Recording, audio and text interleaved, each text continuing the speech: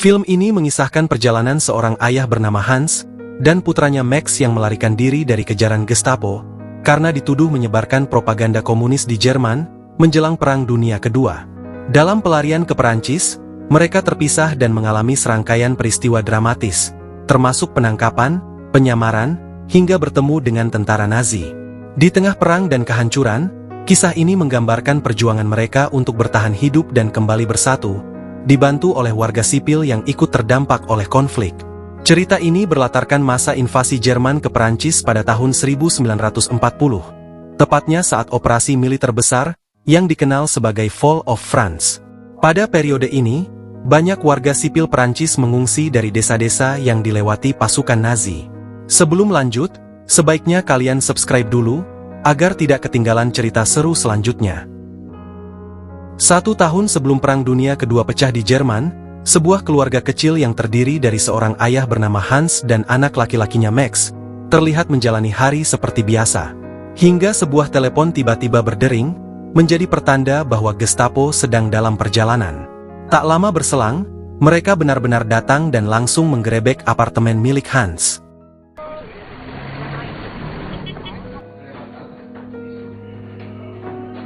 Dalam kepanikan, Hans dan Max berhasil melarikan diri, namun sebuah selebaran propaganda komunis ditemukan di tempat tinggal mereka, yang menjadi alasan utama Gestapo memburu mereka. Hans, Max, dan beberapa buronan lainnya akhirnya harus meninggalkan Jerman dan mencoba mencari perlindungan di Perancis. Namun saat masih dalam pelarian, mereka berhasil ditemukan oleh pasukan Jerman yang sedang memburu. Dalam kondisi genting, Hans dan Max memanjat pohon dan bersembunyi di atasnya, sementara rekan-rekan buronan mereka terpaksa kehilangan nyawa. Di Perancis saat musim panas tahun 1939, Hans dan Max kini tinggal bersama seorang kepala desa bernama Paulus. Selain menjabat sebagai kepala desa, Paulus juga memiliki sebuah bar dan bekerja sebagai petani.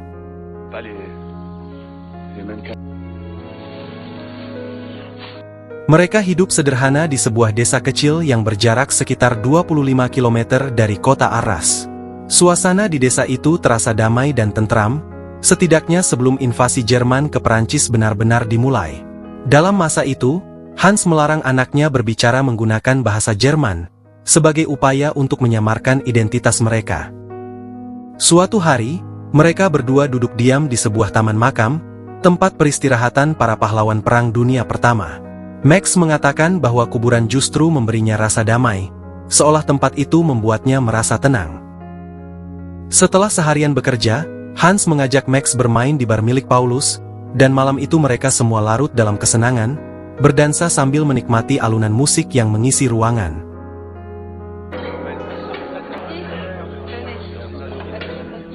Paulus memiliki seorang istri bernama Mado dan seorang anak perempuan bernama Susanna. Ketika permainan usai, Hans membawa Max naik ke atas untuk tidur siang. Waktu berlalu begitu cepat, hingga hari pun berubah menjadi malam. Namun, suasana tiba-tiba berubah, ketika kepolisian Prancis datang dan menangkap Hans. Hans dituduh menyembunyikan keluarga berkewarganegaraan ilegal, dan dicurigai sebagai mata-mata. Ia kemudian dijadwalkan untuk diadili dan dipenjara di kota Arras, meninggalkan Max sendirian tanpa sosok terdekatnya. Dalam situasi itu, Susanna mengambil peran untuk merawat Max selama ayahnya ditahan.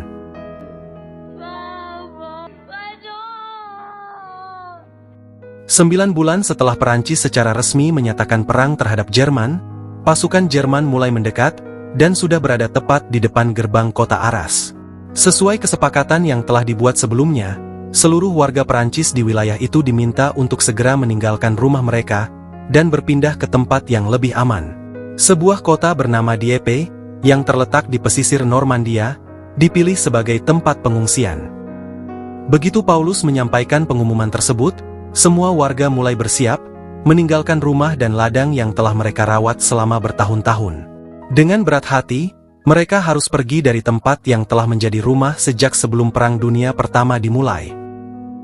Sementara itu, penjara kota Arras terpaksa dievakuasi, karena gempuran udara dari pasukan Jerman semakin intens dan mematikan.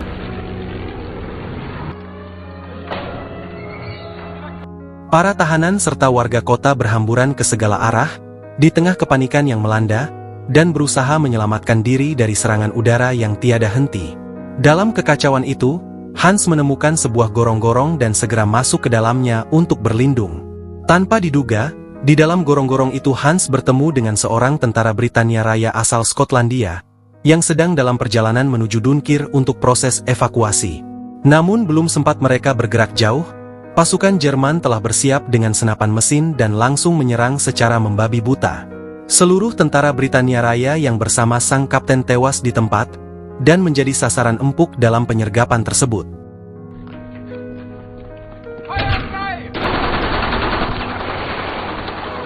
Hanya Kapten Percy yang berhasil selamat dari pembantaian itu, dan sejak saat itu ia mulai bekerja sama dengan Hans agar mereka bisa keluar dari wilayah itu dalam keadaan hidup. Hans pun menjelaskan bahwa dirinya sebenarnya warga negara Jerman yang menolak ideologi Nazi dan sedang dalam pelarian ke Perancis, namun justru ditangkap oleh otoritas setempat karena dianggap sebagai mata-mata. Mendengar cerita itu, Percy memutuskan untuk membantu Hans yang kini sedang berusaha menemukan anaknya. Sementara itu di desa, seluruh warga mulai berkumpul dan bersiap untuk mengungsi. Max dan Susan meninggalkan sebuah pesan singkat di papan tulis sekolah, berharap ayah Max akan menemukannya jika ia berhasil kembali. Rombongan pengungsi pun akhirnya bergerak, menyusuri jalan yang telah ditentukan. Susan mendapat amanat dari ayahnya untuk memantau kondisi di depan, memastikan jalur yang akan mereka tempuh aman.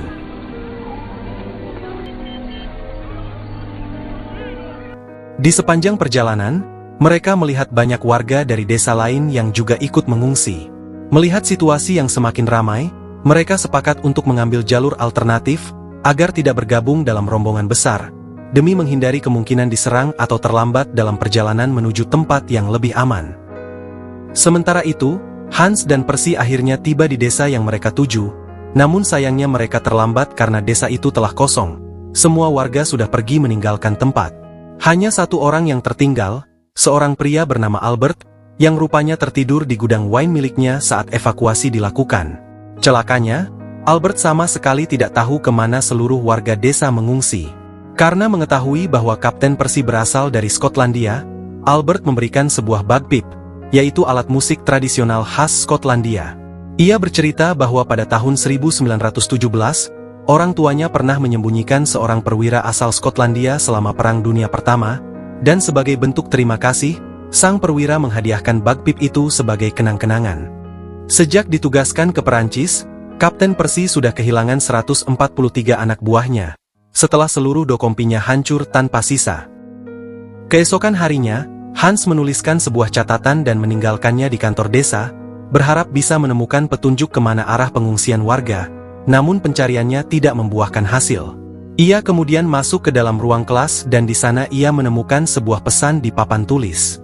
Pesan itu ditulis oleh Susan, dan ditujukan kepada Hans dari Max, sebuah petunjuk yang membuatnya kembali memiliki harapan. Namun belum sempat mereka beranjak, masalah baru muncul. Percy melihat dua tentara pengintai Jerman sedang bergerak menuju peternakan, membuat situasi kembali menegangkan.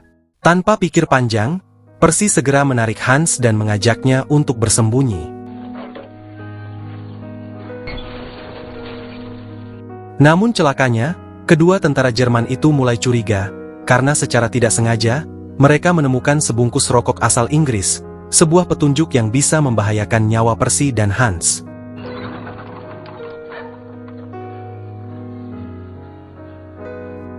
Tentara Jerman itu langsung menggeledah seluruh bagian peternakan, namun salah satu dari mereka berhasil ditikam oleh Hans dan tewas di tempat, sementara satu lainnya ditembak saat mencoba melarikan diri untuk menghubungi markas melalui radio. Setelah situasi kembali tenang, Hans yang memiliki kemampuan mengoperasikan radio, segera memberikan informasi palsu kepada unit militer Jerman, dengan harapan bisa mengacaukan koordinasi mereka. Mereka lalu menggunakan sepeda motor milik tentara Jerman yang telah tewas, dan bergerak cepat menuju kota Saint-Dieppe untuk menyusul para pengungsi.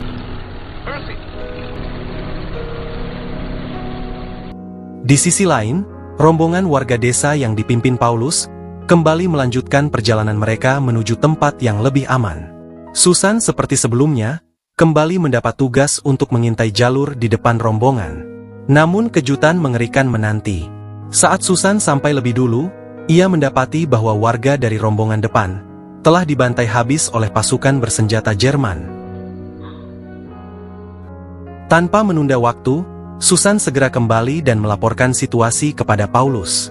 Berusaha menenangkan suasana, Susan yang juga berprofesi sebagai guru, mulai membacakan dongeng kepada anak-anak, agar mereka tidak melihat langsung pemandangan mengerikan yang ada di depan mata. Singkat cerita, mereka semua akhirnya tiba di sebuah kota kecil untuk beristirahat.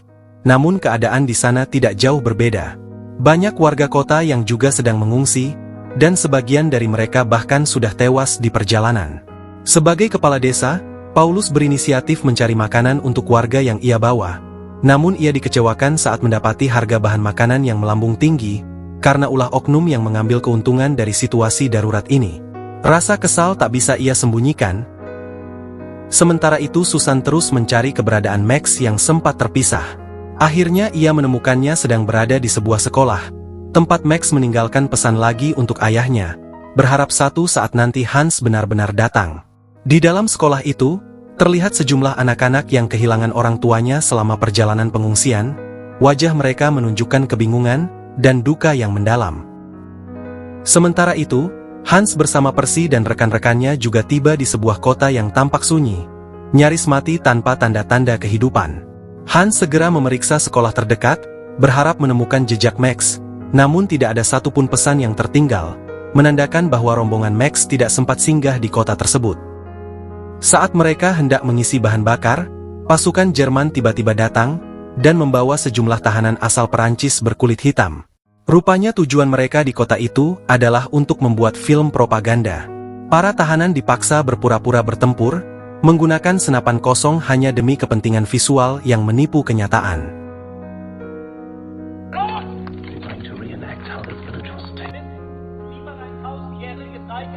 Secara tidak sengaja, Albert yang tengah mencari makanan ditangkap oleh mereka, dan dipaksa untuk ikut bergabung dalam pembuatan film. Namun karena usianya sudah terlalu tua dan dianggap tak layak tampil di depan kamera, sang sutradara pun dengan kejam, menembaknya di tempat. Di sisi lain, para warga desa yang tersisa memutuskan untuk menjarah toko yang dengan sengaja memainkan harga bahan makanan di tengah krisis. Saat mereka membuka gudang di belakang toko itu, ditemukan tumpukan sembako yang telah ditimbun dan disembunyikan dari warga. Perjalanan kembali dilanjutkan, meskipun semangat mulai menurun. Wajah para pengungsi tampak lesu, karena mereka harus menerima kenyataan pahit, bahwa mereka telah terusir dari tanah kelahirannya sendiri. Namun cobaan belum berakhir. Masalah baru kembali muncul saat Angkatan Udara Jerman melakukan serangan mendadak terhadap konvoi mereka dari udara. Ledakan demi ledakan menghantam jalur pengungsian dan menghancurkan hampir seluruh persediaan yang mereka bawa. Banyak anak-anak dan orang dewasa menjadi korban dalam serangan itu. Situasinya begitu kacau, hingga tak banyak yang bisa dilakukan selain berlari menyelamatkan diri. Max yang saat itu berada di dalam mobil pengangkut madu, memilih keluar dan lari sejauh mungkin, demi menghindari hujan bom dari udara.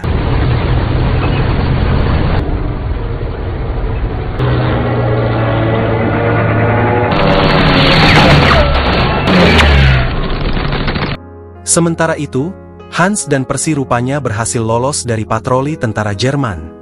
Mereka kembali memeriksa sebuah sekolah, dan kali ini menemukan pesan dari Max yang tertulis di papan tulis, sebuah petunjuk penting yang menyalakan kembali harapan. Mereka pun segera bergegas mengejar rombongan pengungsi, hingga tanpa sengaja tiba di lokasi serangan yang baru saja terjadi. Hans langsung memeriksa mobil madu yang sudah rusak parah, namun tidak menemukan Max di dalamnya. Di lokasi itu, ternyata masih ada pasukan Perancis yang tersisa.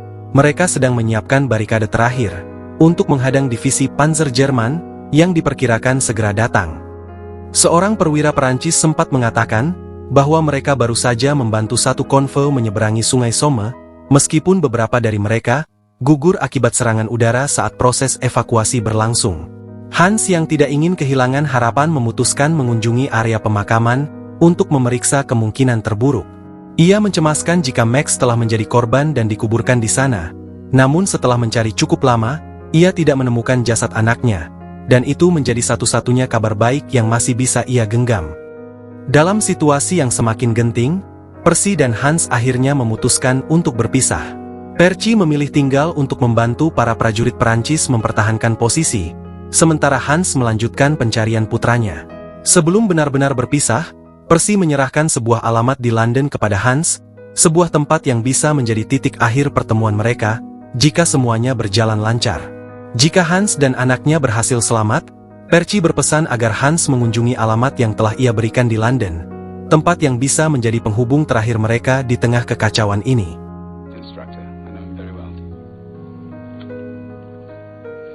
Sementara itu, Max yang terpisah dari rombongan terus berjalan tanpa arah, sendirian di antara puing dan reruntuhan.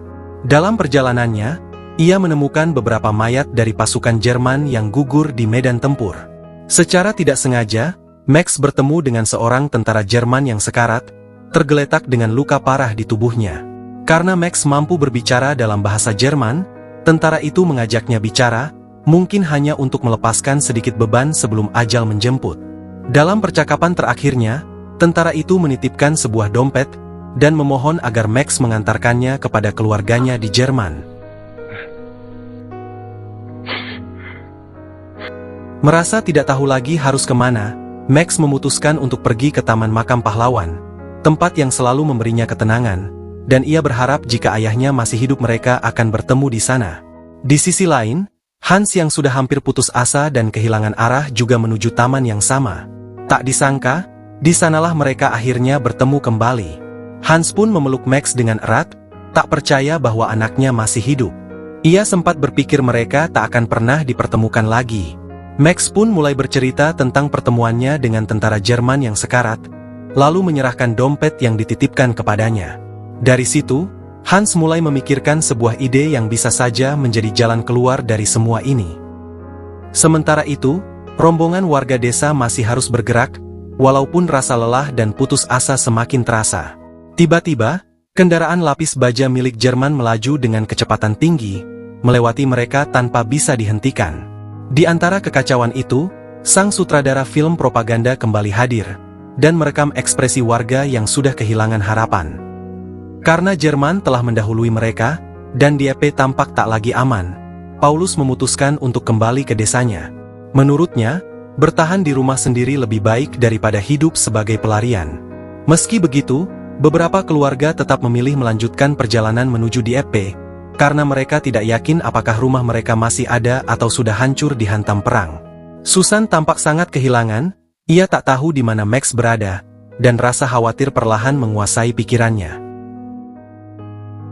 Di tengah proses pemeriksaan, mata Susan menangkap sosok yang tidak asing, yaitu Hans sedang menyamar sebagai prajurit Jerman, menggandeng tangan Max di sisinya. Seketika, Susan berlari dan tanpa ragu ikut menggandeng Max seolah mereka adalah satu keluarga. Hans kemudian menjelaskan kepada para penjaga, bahwa dirinya adalah prajurit yang terpisah dari kesatuan, karena mengalami luka parah dalam pertempuran. Max dan Susan berpura-pura menjadi warga sipil yang merawatnya, sebuah sandiwara singkat yang berhasil mengecoh para penjaga. Setelah berhasil melewati pemeriksaan tanpa masalah, Hans segera melepas seragamnya, dan beristirahat di atas tumpukan jerami bersama Max dan Susan, menanti pagi datang sebelum kembali melanjutkan perjalanan mereka yang belum berakhir. Dan film pun berakhir di sana. Peperangan pada akhirnya hanya menjadikan warga sipil sebagai korban, dan setiap invasi yang dilakukan atas nama kekuasaan atau ideologi, tidak pernah benar-benar membawa penyelesaian, dan hanya meninggalkan luka yang tak terlihat dan trauma yang tak pernah hilang. Film ini menyampaikan bahwa dalam setiap peperangan, yang paling banyak menanggung penderitaan adalah warga sipil yang tak terlibat langsung dalam konflik. Ketakutan, kehilangan, pengkhianatan, dan pengungsian menjadi bagian dari kehidupan sehari-hari mereka. Film ini juga menegaskan bahwa ideologi atau kekuasaan yang dipaksakan melalui invasi, tidak akan pernah menyelesaikan masalah, justru hanya menciptakan luka kemanusiaan yang dalam dan berkepanjangan. Semoga dapat diambil pelajarannya, dan sampai jumpa di alur cerita seru selanjutnya.